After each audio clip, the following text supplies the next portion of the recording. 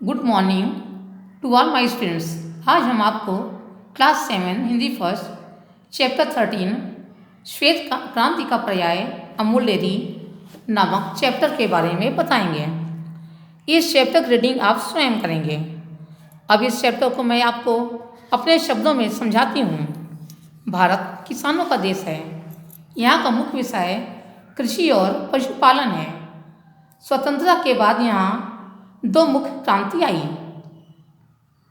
पहला हरित क्रांति और दूसरा श्वेत क्रांति, जिसका संबंध दुग्ध उत्पादन से है और इसमें गुजरात का योगदान है। जहाँ सामान्य जनता को भरपेट भोजन प्राप्त नहीं होता था, वहीं इन दोनों क्रांतियों ने भारत को अनाज और दूध के क्षेत्र में आत्मनिर्भर बनाया। आपने श्वेत क्रांति के बारे में जान लिया। अब हरित क्रांति, जिसका संबंध अनाज उत्पादन से है और इसमें पंजाब का योगदान है। श्वेत क्रांति का जनक आणंद की मूल डेयरी को कहा जाता है। भारत में श्वेत क्रांति का विकास त्रिभुवनदास पटेल और डॉक्टर वर्गीस कुरियन को दिया जाता है।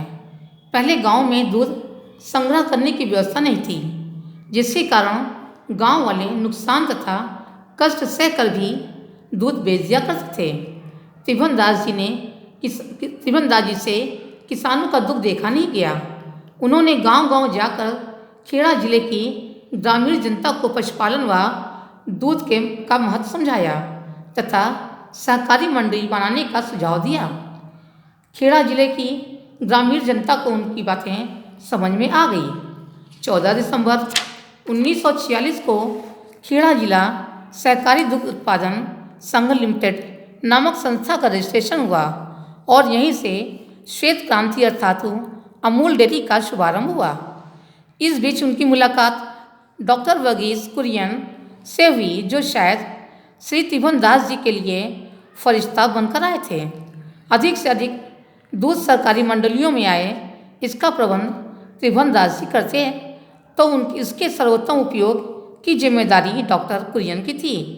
दोनों की जोड़ी को अमर जोड़ी कहा जाने लगा। अब ग्रामीण जनता अधिक से अधिक दूध नियमित रूप से सहकारी मंडलियों में भेजने लगी।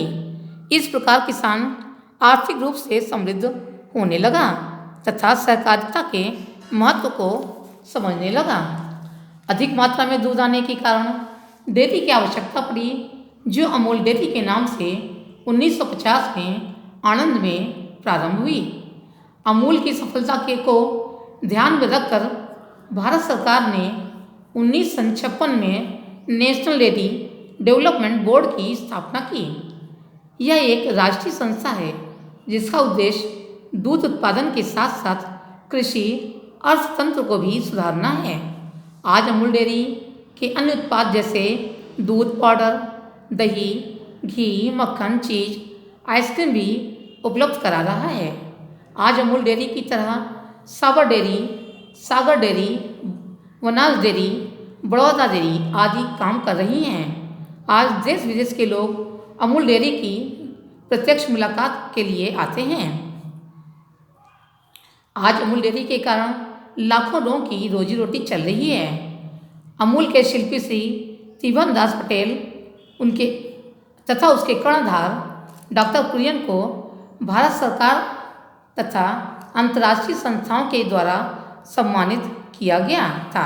अंत में इतना कहा जा सकता है कि अमूल डेयरी की सफलता के कारण भारत में श्वेत क्रांति आई तथा उससे किसान वर्ग की आर्थिक स्थिति सुधरी और डेयरी उद्योग का विकास विशाल पैमाने पर हुआ।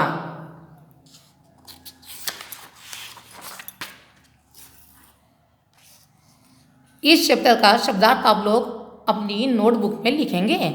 आइए अब हम अभ्यास कार्य करें। सही विकल्प चुनिए। का हरित क्रांति किस राज्य की देन है? पंजाब। ख अमूल की स्थापना कहाँ हुई? आणंद में।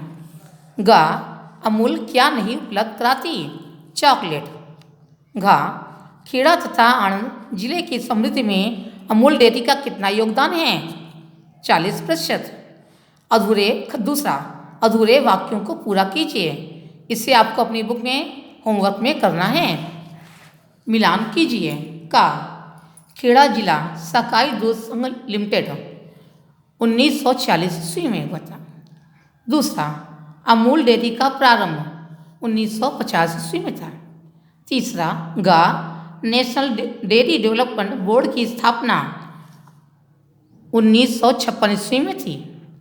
घा मैग्सेसे अवार्ड से सम्मानित श्री पटेल और डॉक्टर कुरियन को 1963 ईस्वी में मिला था। इस चैप्टर के प्रश्नोत्तर की फोटो आपको होमवर्क में दे दी जाएगी। आज की कक्षा बस इतना ही। धन्यवाद।